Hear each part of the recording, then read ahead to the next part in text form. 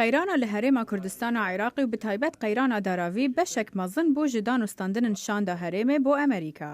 ئێمە هاتین بۆ ئێمە باسی ئەم قەیرانە بکەین، بەڵام لە هەمان کات باس ئەوە بکەین کە ئەم قەیرانە ئەگەر بەردەوام بێ تەسیرە کاتە سەر شەڕی داعش، چونکە پێشمەرگە ناتوانێت بەردەوام بێ لە شەڕی داعش و خۆی و ماڵ و مناڵی برسیان بێ. سەرۆکێ دیوانە سەرۆکەتیە هەرێما کوردستانی فواد حسێن دبێژە bi danûstandinên wan digel karbidestên Emerîkî me hest kir ku dilsoziyek heye bû pêşmergên Kurdistanê. لە هەموو لایەک بەڵێنی هێنداوە ئەو خاڵانەی کە خستمانە بەرچاو خستمانە بەرباز دراست بکرێەوە بەجاوابە بۆ ئەمان بێنەوە. Alîkariyên şanda herêmê daxwaz dike ji Amerîka ne tenê ji bo aliyên leşkerî ne, lê ji bo alîkariyên mirovahî ne. لە ڕووی ئابووری و مرۆیەوەش پێویستیمان بە پشتیوانێ دەبەرەوەی ئەو 1.8 پەنابەر و ئاوارانە پێویستیان بە یارمەتی مرۆیە.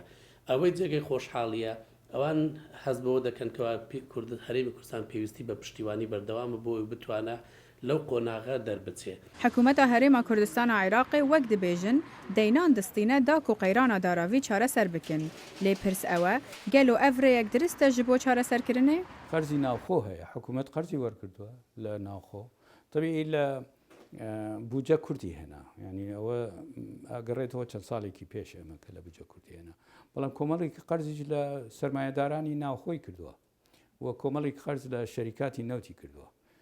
بەڵام ئەو قەرزەی کرد چووکە بودجە نەبوو لە عێراق، ینی بودجە نەبوو لە عێراق بێت بۆ ئێمە لە مانگی فێبریوەری لە مانگی 2014 عێراق بودجەی نەناردووە بۆ ئێمە.